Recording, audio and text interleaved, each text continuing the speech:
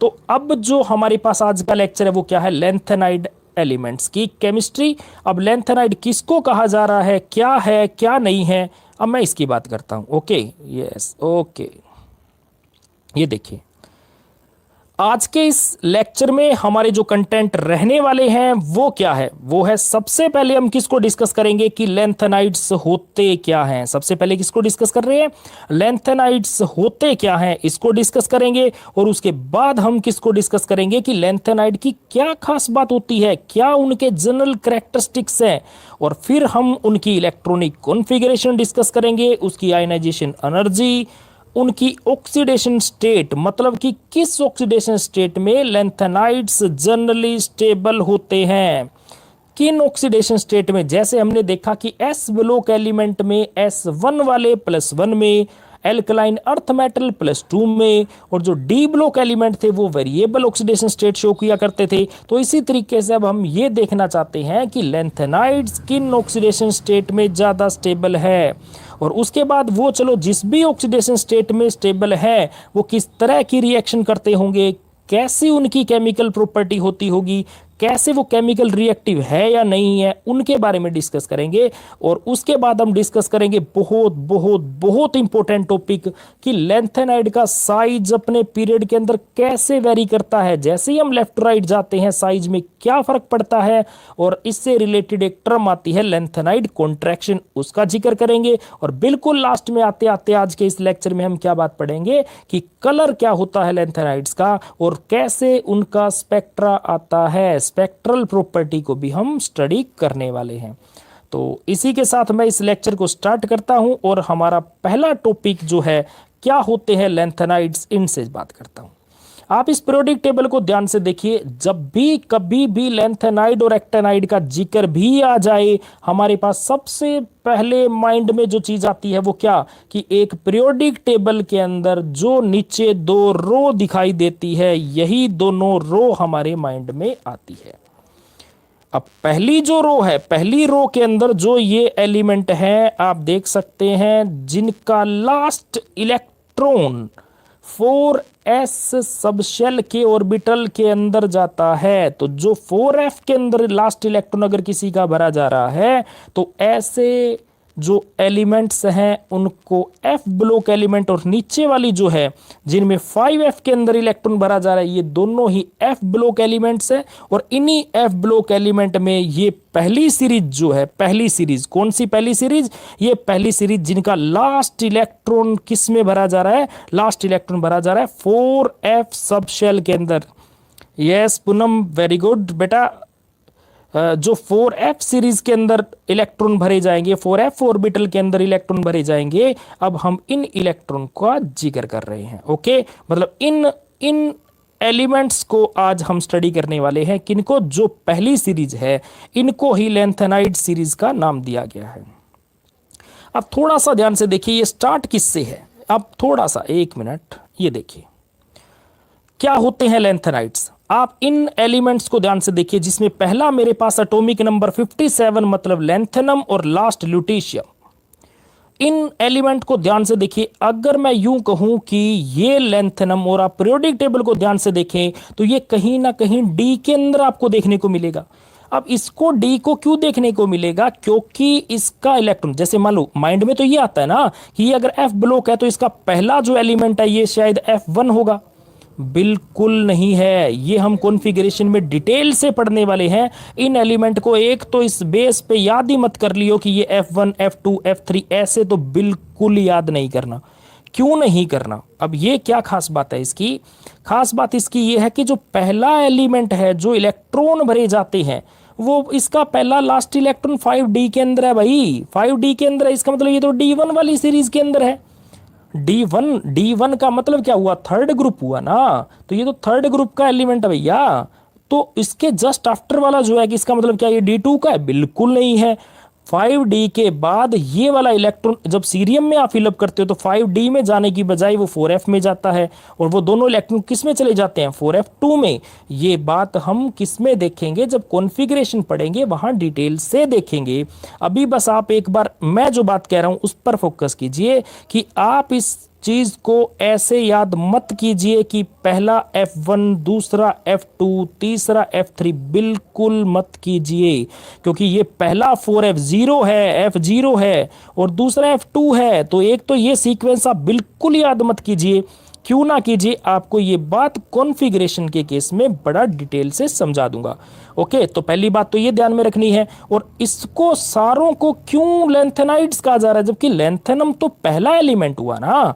पहले एलिमेंट के नाम पे इसका मतलब क्या सारे ग्रुप का ही नाम रख दिया क्या? तो पहले इस पे बात सुनिए। ये जितने भी एलिमेंट आपको दिखाई दे रहे हैं ये केमिकली ऑलमोस्ट सिमिलर प्रॉपर्टी के हैं, मतलब लगभग जब सारे है ही एक जैसे, तो एक जैसी प्रॉपर्टी के हैं, तो इसलिए हमने रिप्रेजेंटेटिव के तौर पे ही पहले एलिमेंट को ही कंसीडर कर दिया और उसी के बेस पे पूरे ग्रुप का ही नाम रख दिया। और नाम क्या रख दिया? लैंथेनाइड्स। तो इन्हीं एलिमेंट्स के बेस पे तो देखिए क्या होता है। लैंथेनाइड्स के बारे में कुछ डिटेल बताता हूं। तो जो लैंथेनम से स्टार्ट होता है, जो मतलब 57 वाला है, और उसके बाद ये जो 14 है, तो अलग अलग क्यों रखा? क्योंकि ये वाला आपको पीरियोडिक टेबल में D1 वाली सीरीज के अंदर देखने को मिलेगा। एक तो वो वाला, और जस्ट आफ्टर कौन सा? जस्ट आफ्टर उसके बाद ये 14 वो, क्योंकि 4F सीरीज को पीरियोडिक टेबल में अलग रखा गया ना। नीचे जो रो दिखाई दे रही है वो तो 4F वाली है, तो इसमें F वाला ये हुआ ना। तो एक यहां से लेके ये जितने भी एलिमेंट है सारे के सारे आपको नीचे 4F में मिल जाएंगे। यस, और लैंथेनम आपको किस में मिल जाएगा? 5D1 वाली सीरीज के अंदर मिल जाएगा। इट मींस ये हुआ कि एक तो ये लैंथेनम और एक ये 14 एलिमेंट जो हैं, ये सारे के सारे अगर मैं इंक्लूड कर दूं तो ये किस में आएंगे? ये लैंथेनम के अंदर आने वाले हैं। एक तो ये बात इंपॉर्टेंट है, इन्हीं को लैंथेनाइड्स या इन्हीं को लैंथेनन्स कहा जाता है। लैंथेनोन्स किनको बोलते हैं? इन्हीं को बोला जाता है।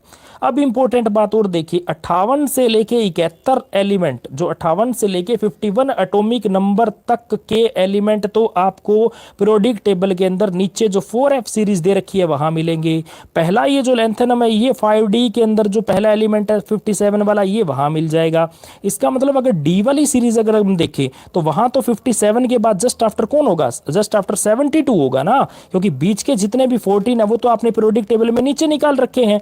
इसलिए पीरियोडिक टेबल को पढ़ते वक्त भी बहुत ध्यान से आज इसको बहुत ध्यान से पीरियोडिक टेबल को देखिए कि नीचे 14 दे रखे हैं या नीचे 15 दे रखे हैं। अगर LA इंक्लूड है तो आप समझिएगा वहां 15 मिलेंगे, और अगर LA नहीं वहां इंक्लूड कर रखा तो समझिएगा आपको कितने मिलेंगे? वहां 14 एलिमेंट नीचे देखने को मिलेंगे। तो आपकी लैब में कहीं भी, जहां कहीं भी पीरियोडिक टेबल लगा हो उसमें ये काउंट जरूर करके देखियो, वहां 14 दिख रहे हैं या 15 दिख रहे हैं। ओके, प्रैक्टिकल में तो पहले बेटा यही क्वेश्चन पूछ लेंगे कि आपके लैब में जो पीरियोडिक टेबल है उसमें इतना बता दे बेटा कितने हैं।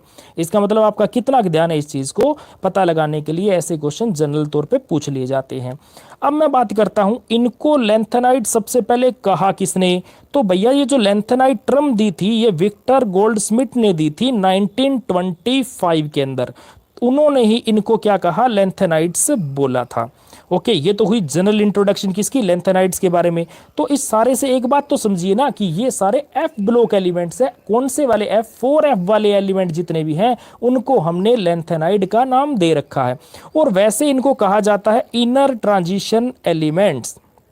अब यहां से समझिए कि इनको इनर ट्रांजिशन एलिमेंट क्यों कहा जाता है। आपको ट्रांजिशन एलिमेंट याद होगा, D ब्लॉक एलिमेंट को ट्रांजिशन एलिमेंट कहा गया था।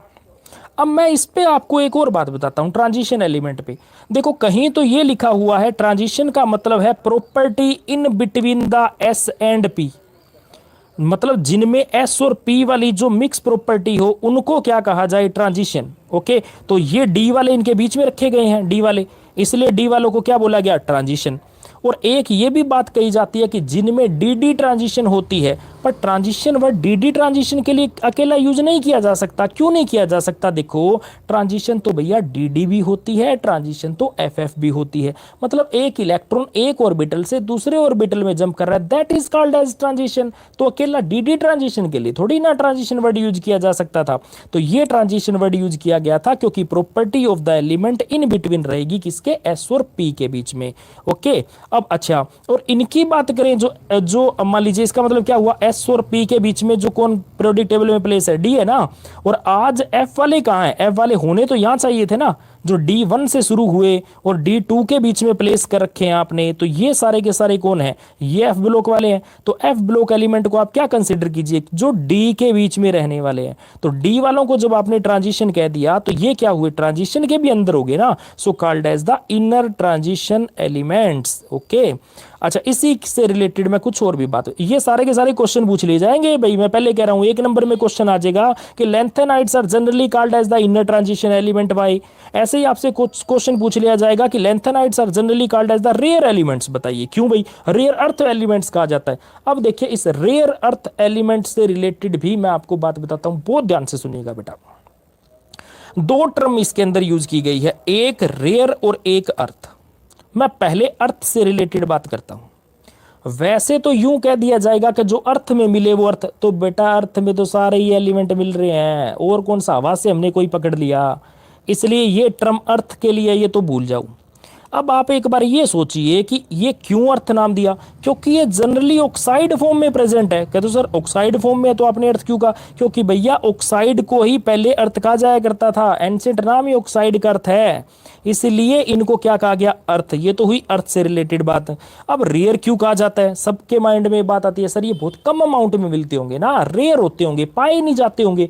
तो भैया पाए नहीं जाते होंगे तो हमने कहां से ढूंढ लिया, फिर ये नहीं है बात, ये कम पाए जाते हैं, ये बिल्कुल पाए जाते हैं। इसके सोर्सेज आप बहुत दुनिया में देख सकते हैं, जो स्कैंडिनेविया है वहां पे, रशिया के अंदर, अमेरिका के अंदर, इवन मैं यूं कहूं कि चाइना के अंदर बहुत ज्यादा अमाउंट के अंदर ये मिलता है। इंडिया के अंदर इंपोर्ट किया जाता है चाइना में। इसका मतलब ये नहीं है कि इंडिया में है नहीं, इंडिया में भैया यूज बहुत है, इंडिया के अंदर भैया पॉपुलेशन बहुत ज्यादा अमाउंट के अंदर है, इसीलिए यूज बहुत ज्यादा, इसलिए हमें इंपोर्ट करना पड़ता है, ये नहीं है। तो इसका मतलब इन दोनों ही नाम से कंफ्यूज मत होइएगा। अर्थ का मतलब कोई अर्थ वाली बात मत लिख लीजिएगा, रेयर का मतलब रेयर मत लिख दीजिएगा। क्यों, रेयर का यहाँ क्या मतलब है, कहते हैं भैया जहां इनके मिनरल पाए जाते हैं ना, मतलब किसी से निकालोगे तो मिनरल तो निकालोगे ना, इनके मिनरल में इनका अमाउंट ही बहुत कम है। यूं नहीं है कि ये बहुत कम है, मतलब इनके सोर्सेज बहुत कम है, सोर्सेज बहुत कम नहीं है, इनके मिनरल में इनका अमाउंट बहुत कम है भाई, इनका अमाउंट बहुत कम है। इनको निकालते हैं यूं लगता है ये छुपे हुए हैं, ये तो हिडन है मिनरल के अंदर, ये कैसे निकालें सर हम, तो इसीलिए इनको रेयर नाम दिया गया है। तो ये मत समझ लीजिएगा कि इनके सोर्सेज रेयर हैं, बिल्कुल नहीं है, ये मिनरल में अमाउंट में कम है, इसलिए इनको रेयर नाम दिया गया है। तो ये मोस्ट इंपोर्टेंट क्वेश्चन बनता है आपका कि इनको रेयर अर्थ एलिमेंट क्यों कहा जाता है। ओके, अब एक इंपॉर्टेंट बात और देखिए, जैसे मैंने स्टार्टिंग में कहा कि इनको लैंथेनाइड्स कलेक्टिवली एक ही टर्म क्यों दे दी, तो मैंने आपको यही बात कही ना कि ये प्रॉपर्टी में सेम है, इसी वजह से इनको क्या कहा गया, इसी वजह से इनको कलेक्टिवली क्या कह दिया गया, collectively called as the lanthanides. Okay, तो ये तो बात किसकी हुई, इंट्रोडक्शन ऑफ द लैंथेनाइड, जो हमारा पहला टॉपिक था उसके बारे में मैंने डिटेल से आपको बताया। और अब मैं बात किसकी करता हूं कि जो ये लैंथेनाइड्स हैं इनकी प्रॉपर्टी बताओ कि कैसे होते हैं, क्या होते हैं, इनके बारे में जो माइंड में हमारे आता है कि सर चल ठीक है, चलो आपने बताया ये होते हैं, क्या इसको एज ए केमिस्ट्री सोचूं क्या कि ये ठीक है अभी वो वाले एलिमेंट जिनका लास्ट इलेक्ट्रॉन एफ सब सेल में जाता होगा वही एफ ब्लॉक है। मैं ये नहीं कह रहा, आप जब भी किसी केमिकली, जब आप केमिस्ट्री पॉइंट ऑफ व्यू से बात करते हो तो आपके माइंड में एक इमेज तो बननी चाहिए ना कि भैया हम ऐसे कोई एलिमेंट की बात कर रहे हैं। तो ऐसे कोई एलिमेंट की अगर आप बात कर रहे हैं, यस, तो ऐसे एलिमेंट कौन से, इनको देखिए आप, सबसे इंपॉर्टेंट बात, ये वाले एलिमेंट शाइनी मेटल्स होते हैं। दो टर्म यहां है, एक तो ये शाइनी होते हैं, इनमें चमक होती है, दूसरा ये तो देखिए ये सारे मेटल हैं भाई। अब ये मेटल है, यूं लगता है कि इसमें मेटेलिक कैरेक्टर होता होगा, और वो भी कैसे मेटल है, ये सॉफ्ट मेटल है। अब एक बात सोच के देखिए कि सॉफ्ट मेटल का मतलब मेटेलिक बॉन्ड है, ये तो ठीक है कि ये मेटल है, सॉफ्ट है इसका मतलब वो मेटेलिक बॉन्ड वीक है। तो मेटेलिक बॉन्ड वीक है या स्ट्रॉन्ग है, ये किस पे डिपेंड करता है, ये डिपेंड करता है नंबर ऑफ अनपेड इलेक्ट्रॉन पे, कि जितने ज्यादा नंबर ऑफ अनपेड इलेक्ट्रॉन होंगे उनके ऑर्बिटल्स के बीच में उतनी ही ज्यादा क्या होगी, शेयरिंग होगी, उसकी वजह से उतना ही ज्यादा मेटेलिक कैरेक्टर होगा। तो सोचो कि एफ में तो 14 इलेक्ट्रॉन आने हैं, तो 14 इलेक्ट्रॉन जब आने हैं तो पहले एफ में एक भरोगे तो एक अनपेड हो गया, फिर एक और भरोगे तो दो हो गए, फिर एक और, मतलब ये सोच के देखो कि आपके पास 7 ऑर्बिटल है, इस सब शेल में, एफ सब शेल में आपके पास 7 ऑर्बिटल है। देखिए पहले कोई बंदा एक भरेगा ना, एक इलेक्ट्रॉन अनपेड हो गया, फिर 2, फिर 3, फिर 4। यूं लग रहा है कि देखो सर कितने अनपेड इलेक्ट्रॉन है, इतने इतने अनपेड इलेक्ट्रॉन होने से तो स्ट्रॉन्ग मेटेलिक करेक्टर आता सर। आप बात कर रहे हैं कि तो सॉफ्ट है। भैया मैं ये इसलिए बात कर रहा हूं सॉफ्ट है क्योंकि ये इलेक्ट्रॉन भैया डीप बहुत है। डीप का क्या मतलब है, देखो अब ये तो मान के चलिए कि ये न्यूक्लियस है, ये न्यूक्लियस है, ये पहली शेल है, ये दूसरी है, मान लीजिए तीसरी, चौथी, पांचवी, छठी। अगर आप इनकी जनरल कॉन्फ़िगरेशन देखो तो इनके 6th एस शेल के अंदर 2 इलेक्ट्रॉन भर रखे हैं आपने, क्लियर। 5th के अंदर एस भी भरा हुआ है, पी भी भरा हुआ है, और डी में आपने 1 इलेक्ट्रॉन भर रखा है या नहीं भर रखा, सपोज करो या तो 1 है या डी नहीं है, एक बार उसको। लेकिन एफ कहाँ है, एफ तो 4th शेल में आएगा ना। ये देखो अनपेड इलेक्ट्रॉन किसके पास है, 4f के पास है, और 4f चौथी शेल में है। और एक बात और भी याद रखियो, ये जितनी भी शेल होती है ना, इनके बीच में इक्वल स्पेस नहीं होता। जैसे जैसे आप न्यूक्लियस से दूर जाते हैं ये स्पेस जो है कम है। दूसरे वाला स्केयर पे डिपेंड करता है, मतलब रेडियस की जो मैं बात करूं ये एन स्केयर पे डिपेंड करती है। मतलब पहली शेल है, मान लो आर, अगर आर नोट कोई रेडियस है तो इसका मतलब पहली अगर आर नोट डिस्टेंस पे है ना, तो दूसरी 4r पे है, तीसरी 9r पे है। तो सोचो अगर मैं चौथी शेल और छठी शेल के बीच में गैप अगर निकालूं तो मतलब 4 की स्केयर हुआ मेरे पास 16 और 6 की स्केयर हुआ 36। तो गैप देखियो इनके बीच में, इतना इतना तो गैप आ गया। इसका मतलब वैलेंस शेल ये रही जिनके ऑर्बिटल की आप बात कर रहे हैं, और जो अनपेड है वो यहाँ पड़े, तो इनके बीच में तो गैप भैया बहुत ज्यादा हो गया। और इतने इतने गैप की वजह से ये जो अंदर वाले जो अनपेड इलेक्ट्रॉन जिसकी आप बात कर रहे हैं ये ओवरलैप नहीं कर पाते, ये हिस्सा नहीं ले पाते भैया बॉन्डिंग के अंदर। जब ये हिस्सा ही नहीं ले पा रहे इसका मतलब अनपेड इलेक्ट्रॉन तो कम रहेगी ना। चाहे इनके पास अनपेड इलेक्ट्रॉन है लेकिन पार्टिसिपेटेड अनपेड इलेक्ट्रॉन तो नहीं है ना। इसी वजह से क्या होता है, इनका मेटेलिक बॉन्ड वीक होता है, और मेटेलिक बॉन्ड वीक होने की वजह से ये रिलेटिवली क्या होते हैं, सॉफ्ट होते हैं। तो ये बात थी इनकी प्रॉपर्टी की। अब मैं नेक्स्ट चलता हूं, देखिए सेकंड बात क्या है। सेकंड बात मेरे पास है कि ये सिल्वर वाइट कलर के होते हैं। अब इस पे बात देखिए, यूं नहीं है कि सिल्वर वाइट मतलब सिल्वर वाइट ही है, इनका और भी कलर होता है, इनके जो आयन है उनका भी कलर होता है। मेटल का और उसकी अलग अलग ऑक्सीडेशन स्टेट की अलग अलग बात है। अनपेड इलेक्ट्रॉन कितने हैं वो डिसाइड करेगा कि उसका कलर क्या होगा। एक तो ये बात दिमाग में रखिएगा। तो ऑक्सीडेशन स्टेट बदलते ही अनपेड इलेक्ट्रॉन बदल जाएगा, और अनपेड इलेक्ट्रॉन बदल जाएगा तो उसके साथ उसका कलर बदल जाएगा। एक तो ये तो हो गया ना क्लियर। तो इसका मतलब जनरल बात करें तो ये सिल्वरी क्या होता है, व्हाइट कलर के होते हैं। और कलर ऑलवेज किस पे डिपेंड करता है, इलेक्ट्रॉन की ट्रांजिशन पर डिपेंड करता है, जिसको आगे बड़ा डिटेल से हम पढ़ने वाले हैं। तीसरी बात करूं तो अगर इनको हवा में रख दिया जाए तो एयर के साथ रिएक्ट करके, मैंने जैसे कहा कि ऑक्साइड बना लेते हैं, तो ऑक्साइड बना लेंगे, इसका मतलब सरफेस तो इनका टर्निश हो गया ना, खराब हो गया ना। इजीली ऑक्साइड में बदल गए तो सरफेस पे तो रिएक्शन हो गए, प्रोडक्ट बन गए, तो ये इजीली क्या हो जाते हैं, हवा में छोड़ते ही टर्निश हो जाते हैं, इनकी चमक धीरे धीरे गायब हो जाती है। और ये बहुत ही रिएक्टिव होते हैं किनके लिए, जो नॉन मेटल है। आपने हेलोजन के साथ रिएक्शन करवा दी, ऑक्सीजन के साथ करवा दी, नाइट्रोजन के साथ करवा दी तो नाइट्राइड बना दिया, हाइड्रोक्साइड के साथ करवा दी, तो ये ऑलमोस्ट जितने भी नॉन मेटल है उनके साथ रिएक्ट करके क्या करेंगे, कोई ना कोई कंपाउंड बनाने की कोशिश करेंगे। तो क्या हुए ये सारे हुए रिएक्टिव। और बात करूं अगर मैं ऑक्सीडेशन करूं तो ये आसानी से जल भी जाएंगे। और बात करूं इनका मेल्टिंग बॉइलिंग पॉइंट हाई होता है। तो ये इनके जनरल कैरेक्टर हुए। अब सोच के देखिए ऐसे कहां यूज होते होंगे। जो लाइटर होता है ना, लाइटर, इसके अंदर वो जो मतलब बर्निंग वाली चीज होती है जिससे फ्लेम दिखती है, तो वो वाला हिस्सा जो है वो लैंथेनाइड्स की वजह से होता है, जो कलर्ड फ्लेम होती है। जेट इंजन के अंदर इसका यूज किया जाता है, जो बर्नर होते हैं उनके अंदर यूज किया जाता है, जो एंटी नोकिंग एजेंट होता है, मतलब जो पेट्रोलियम प्रोडक्ट से एंटी नोकिंग की जाती है उसमें इनका यूज होता है। न्यूक्लियर रिएक्टर के अंदर न्यूट्रॉन एब्जॉर्ब करने के लिए यूज होता है। और इसी प्रॉपर्टी का यूज ये क्या करते हैं, जो ट्यूमर्स की जो डायग्नोसिस होती है, न्यूट्रॉन थेरेपी होती है, वहां भी इनका यूज किया जाता है। और जो टेलीविजन होते हैं, आज जो कलर टीवी, जो एलईडी और आप इनकी बात कर रहे हैं, तो क्या है स्क्रीन के पीछे, क्या है, सब्सटेंस है, सुपर कंडक्टरी तो लगा रखे, सेमी कंडक्टरी तो लगा रखी है, सुपर कंडक्टरी तो लगा रखी है। तो ये बने भी किसके होते हैं, ये ऑक्साइड्स होते हैं, किसके, जो लैंथेनाइड्स और एक्टिनाइड्स होते हैं इन्हीं से बने होते हैं। और हम देखते हैं जो ग्लासेस होते हैं, कलर्ड ग्लासेस होते हैं, उनमें जो कलर दिया जाता है, जैसे कई बार हम देखते हैं पिंक कलर है, कई बार हम देखते हैं ग्रीन कलर है, तो वो किन से दिया जाता है, इन्हीं एलिमेंट्स की प्रेजेंस से दिया जाता है। ओके, तो ये सारा क्या हुआ, जनरली इनके यूज हुए। तो इनमें कौन से ऐसे हैं जो बहुत ज्यादा यूज होते हैं, तो इसमें सीरियम की बात करते हैं, गैडोलिनियम, वाइप्टीरियम, इनकी बात करते हैं, समेरियम, उसके बाद एर्बियम, उसके बाद जो टुबिलियम, ये जो है वो ज़्यादा यूज होते हैं। और अगर इनको छोड़ दूं तो बाकी सारे के सारे जितने भी बचते हैं उनका कोई इतना ज़्यादा यूज नहीं है, वो प्रैक्टिकली इतनी ज़्यादा एप्लीकेबल नहीं है। अब क्यों नहीं है? एक तो रीज़न ये है कि वो रिएक्टिव बहुत ज़्यादा है, तो इसलिए उनको कहीं कहीं भी यूज कर दिया जाएगा तो वैसे ही रिएक्ट कर जाएंगे, एक तो ये दिक्कत आ जाएगी। और दूसरा, उनको माइंड से निकालना एक्सपेंसिव बहुत पड़ता है। तो जो इंडस्ट्रियल लेवल है वहाँ तो क्या चीज़ देखी जाती है भैया, सस्ता कौन सा पड़ेगा, इसलिए एप्लीकेशन चेक की जाती है। और जब महंगाई पड़ेगा इसका मतलब क्या है, तो फिर उसका यूज धीरे धीरे क्या होना स्टार्ट हो जाता है, कम होना स्टार्ट हो जाता है। ओके, तो अब मैं बात करता हूं इसके जनरल कॉन्फ़िगरेशन की, इलेक्ट्रॉनिक कॉन्फ़िगरेशन की बात करता हूं। ओके, आज हम किसी भी एलिमेंट की कॉन्फ़िगरेशन किसके बेस पे बताते हैं? आफबो प्रिंसिपल के बेस पे ही बताते हैं ना। यस, उसके अकॉर्डिंग अगर आज मान लीजिए आपको एटॉमिक नंबर 57 की कॉन्फ़िगरेशन लिखनी पड़ जाए तो आप कैसे लिखते? आप लिखते 1s2, 2s2, 2p6, 3s2, 3p, ऐसे लिखते ना। और ऐसे लिखते लिखते लिखते आप 54 तक तो 54 तक तो पहुंच जाते, जो नोबल गैस कॉन्फ़िगरेशन है किसकी, जीनोन की। अब आपको 3 इलेक्ट्रॉन भरने हैं और 6s के जो आप आगे इलेक्ट्रॉन कोई बंदा भरता, सपोज करो आगे इलेक्ट्रॉन भरता, यहाँ तक तो आगे ना, 5 6 तक तो आगे। अब आगे इलेक्ट्रॉन भरता, अब इसके बाद कौन आगे आता है? इसके बाद आता है 6s2 और 6s2 के बाद आता है 5d। तो इसका मतलब पहले आप 2 इलेक्ट्रॉन किस में भर देते, 6s2 में, और अगला 1 इलेक्ट्रॉन बचता वो किस में भर देते, 5d में।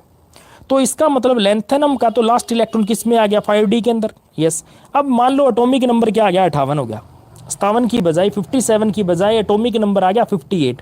तो भैया जब वो प्रिंसिपल के अकॉर्डिंग कोई बंदा लिखेगा तो जब 5p6 के बाद, अब ध्यान से सुनिए मैं क्या कह रहा हूं, 5p के बाद कौन सा ऑर्बिटल आएगा, 5p के बाद, 5p के बाद आएगा 6s और उसके बाद आएगा 5d सपोज।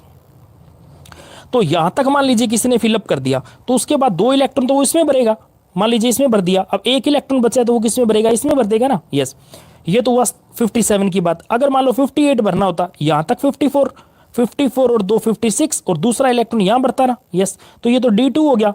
बट एक्चुअल में ये कॉन्फ़िगरेशन नहीं होती।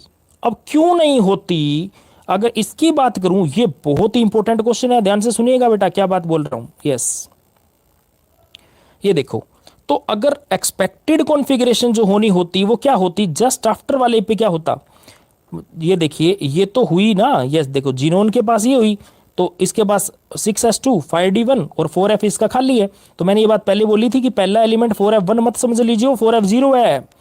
अब मैं बात करता हूँ सीरियम की, जो सेकंड नंबर पे है। तो उसमें क्या होना चाहिए था, उसमें क्या होना चाहिए था, उसमें होना चाहिए था D2, बट ऐसा नहीं है। या F2 क्यों भाई, इसका मतलब उसका इलेक्ट्रॉन F में क्यों चला गया जबकि पहले वाले का D में चला गया था। इस पे थोड़ा सा 1 मिनट बस सुनिएगा, बहुत इंपॉर्टेंट बात है। एक ऑर्बिटल है मान लीजिए मेरे पास 5d, एक ऑर्बिटल है मेरे पास कौन सा 4f। जब तक इलेक्ट्रॉन फिलअप नहीं किए जाते, इनकी मान लो कोई एक एनर्जी है, और एनर्जी की सीक्वेंस, एनर्जी प्रोफाइल डायग्राम के अंदर ये देखिए, ये देखिए 1 मिनट, मान लो एनर्जी प्रोफाइल डायग्राम के अकॉर्डिंग मेरे पास कम एनर्जी किसकी है, 5d की, और उससे ज़्यादा एनर्जी किसकी है, 4f की। ओके, तो आफबो प्रिंसिपल ये कहता है कि पहले एनर्जी किस में भरोगे, जिस ऑर्बिटल की एनर्जी कम होगी। तो मतलब पहले इलेक्ट्रॉन आप किस में भरोगे, पहले आप भरोगे 5d में। तो मान लो लेंथेनम के केस में मैंने 5d में 1 इलेक्ट्रॉन भर दिया। ओके, तो जब भी किसी ऑर्बिटल में इलेक्ट्रॉन भर दिया जाता है उसके बाद उसकी एनर्जी राइज हो जाएगी। देखो, अगर उसकी एनर्जी राइज होगी, मान लो ये लेवल आ गया सपोज करो, ये देखो, अब 5d की एनर्जी क्या होगी, ज्यादा एज कंपेयर टू किसके, 4f के। तो 4f की एनर्जी कम है, तो बताओ अगला इलेक्ट्रॉन किस में भरूं, 5d में भरूं या 4f में। तो 4f में जाएगा ना, तो ये इलेक्ट्रॉन अगला किस में जाएगा, 4f में जाएगा।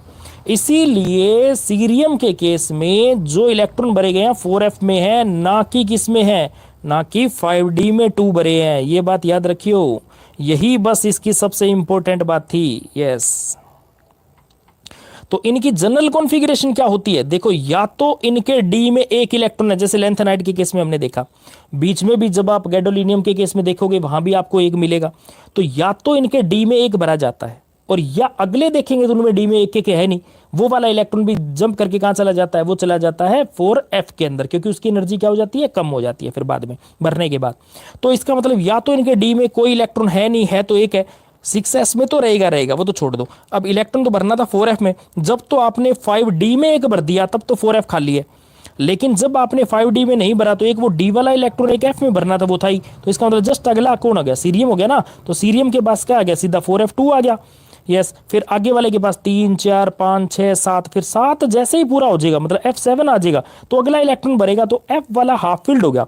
हाफ फील्ड होते ही वो एक्स्ट्रा स्टेबल हो गया, अगला इलेक्ट्रॉन लेना नहीं चाहता तो वो अगला इलेक्ट्रॉन फिर किसके पास जाएगा, डी के पास। इसका मतलब फिर बीच में एक बार स्टेज ऐसी आएगी क्या, जब अगला इलेक्ट्रॉन किसके पास चला जाएगा, अगला चला जाएगा 5D के पास, और उससे अगला भरोगे। इसका मतलब देखो 8 वाला आ गया ना 8 पर 8 नहीं आएगा, सीधा 9 आएगा। क्यों, क्योंकि 7 तो इसके पास थे, अगला एक डी में गया वो भी अंदर आ जाएगा, आगे एक और भरना है वो भी आ जाएगा, तो सीधा क्या हो जाएगा, F9 हो जाएगा ना। इसलिए आपको F8 भी नहीं मिलेगा, जैसे आपको F1 नहीं मिला वैसे आपको F8 भी नहीं मिलेगा कॉन्फ़िगरेशन के अंदर। तो ये बात हम देख लेंगे कॉन्फ़िगरेशन के अंदर, पर आप इस कॉन्फ़िगरेशन को ध्यान से देख लीजिए।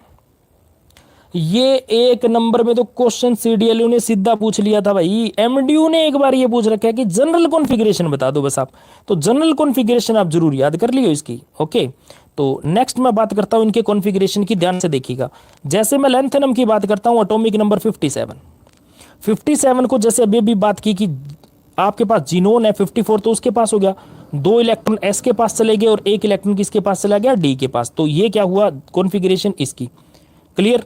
अगर मैं बात करूं सीरियम की, सीरियम के पास होना क्या चाहिए, देखो एक 5D में भरा होना चाहिए और अगला इलेक्ट्रॉन 4f में जाना चाहिए, क्योंकि 5D में एक भर दूं और अगला कम एनर्जी का कौन हो गया, 4f कम का हो गया, तो अगला इलेक्ट्रॉन किस में भरूं, 4f में होना चाहिए। तो एक्सपेक्टेड क्या होना चाहिए, 5D में एक और 4f में एक। लेकिन जैसे मैंने कहा कि ये वाला इलेक्ट्रॉन भी जंप करके अगर अंदर चला जाए तो ये क्या हो जाए, 4f2 हो जाए, 5D खाली हो जाए।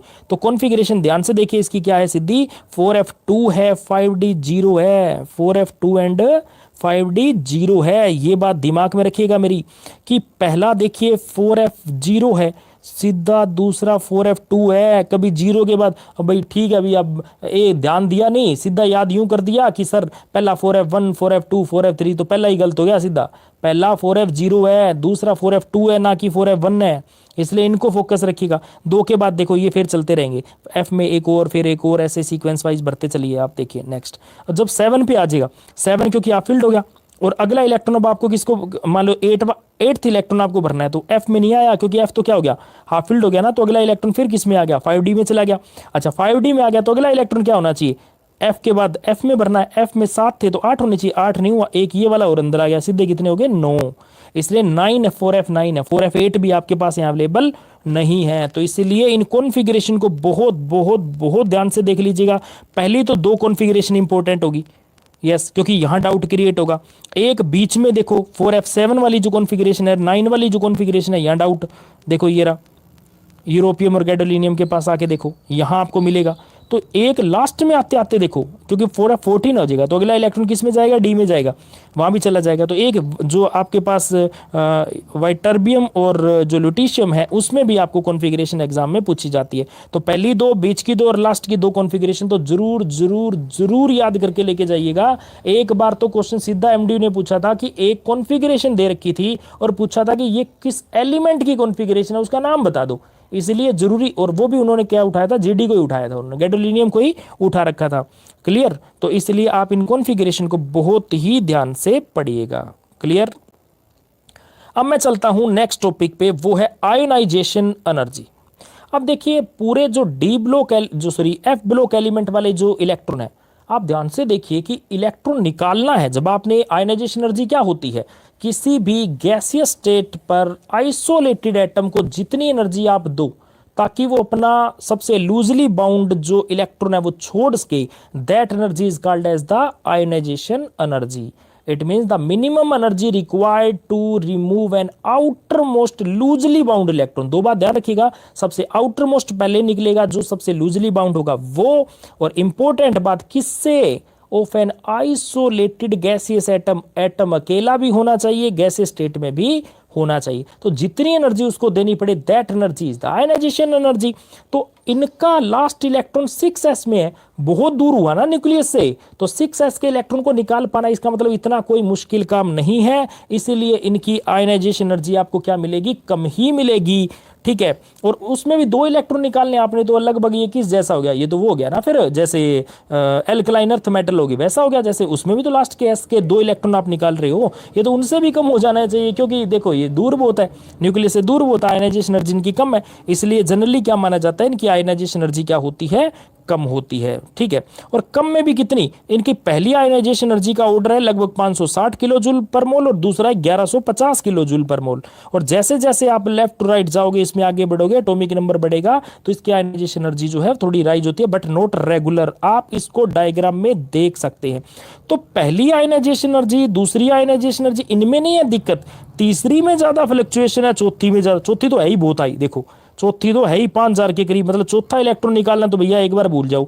तीसरा ठीक ठाक है, तीसरा आसानी से निकल जाएगा, कोई प्रॉब्लम नहीं है, 3 इलेक्ट्रॉन आप आसानी से निकाल सकते हो, पहले दूसरे की तो कोई चक्कर ही नहीं है, तीसरा भी आप निकाल सकते हो, वो भी आपकी रेंज के अंदर है। लेकिन जब बात करते हैं चौथा इलेक्ट्रॉन निकालना भैया, वो तो महाभारत हो गया। ठीक है, बहुत बहुत मुश्किल काम है ये इलेक्ट्रॉन निकाल पाना। तो अगर मैं यूं बात कहूं कि ये जो डेविएशन है तीसरे की, वो किस वजह से आई होगी, देखो आप इन बिटवीन जब बीच रास्ते में आए होगे, गैडोलिनियम के पास पहुंचे होगे, तब वो क्या होगा, 4f7 वाली ऑक्सीडेशन स्टेट आ गई होगी। तो 4f7 आते ही वो क्या हुआ, हाफ फील्ड कॉन्फ़िगरेशन आ गई ना 4f की, और half field configuration extra stable है, उसका इलेक्ट्रॉन निकालना आपके लिए मुश्किल हो गया। इसका मतलब एक बार आयनाइजेशन एनर्जी क्या होगी, राइज, और आगे जाते ही क्या होगा, फिर आसान, क्योंकि इलेक्ट्रॉन छोड़ने से वो फिर हाफ फील्ड कॉन्फ़िगरेशन अटेन कर लेगा, तो बाद में आयनाइजेशन एनर्जी क्या हो जाएगी, लो हो जाएगी। इसका मतलब ये जो फ्लक्चुएशन आपको दिखाई दे रही थी, वो किसकी वजह से थी, वो तीसरा इलेक्ट्रॉन कौन सा निकालोगे भैया, तीसरा देखो या तो डी वाला निकलेगा, और डी वाला इलेक्ट्रॉन तो एफ में चला गया था, तो एफ की कॉन्फ़िगरेशन अपने आप में मैटर करेगी, कि 2 तो आप एस के निकाल दोगे, तो 2 के बाद तीसरा ही तो मैटर हुआ ना, 2 तो लगभग सारा ही छोड़ देंगे, फिर उनका क्या है, तो 2 वाला को तो छोड़ ही दीजिए, 2 की कोई चक्कर नहीं है, बात ही तीसरी आयनाइजेशन एनर्जी की है। तो इसका मतलब जो तीसरी आयनाइजेशन एनर्जी जिसकी कम है वो इलेक्ट्रॉन जल्दी छोड़ देगा, और जिसकी ज्यादा है वो थोड़ा देर से छोड़ देगा, लेकिन छोड़ेंगे 3 इलेक्ट्रॉन तो पक्का ना। अब तीसरी ज्यादा किसकी होगी, जिसकी कॉन्फ़िगरेशन ज्यादा स्टेबल होगी, उसकी एनर्जी थोड़ी ज्यादा हो जाएगी। और जैसे मैंने आपको कहा कि 2 इलेक्ट्रॉन तो हर कोई छोड़ ही सकता है, इसकी पहली आयनाइजेशन और दूसरी आयनाइजेशन एनर्जी तो किससे मैच करती है, एल्कलाइन अर्थ मेटल की, क्योंकि उनकी भी पहली आयनाइजेशन एनर्जी का ऑर्डर जो होता है 589 किलो जूल पर मोल के करीब होता है, दूसरी आयनाइजेशन एनर्जी का क्या होता है 1145 के करीब होता है। तो देखिए पहली आयनाइजेशन एनर्जी तो इनकी इससे भी कम है, जो एस वाले हैं उनसे भी कम है। इसका मतलब एस वाले जब इलेक्ट्रॉन आसानी से छोड़ सकते हैं, तो ये भी भैया छोड़ सकते हैं ना, ये भी तो आयनिक मॉलिक्यूल हो गए, इसका आयनिक एटम हो गया, आसानी से आयन में कन्वर्ट हो जाएंगे और आसानी से रिएक्ट करेंगे ये, तो इसका मतलब, तो ये क्या हुआ, ये इनके आयनाइजेशन एनर्जी का क्या हुआ ट्रेंड, जिसको मैंने बड़ा डिटेल से आपको समझाया।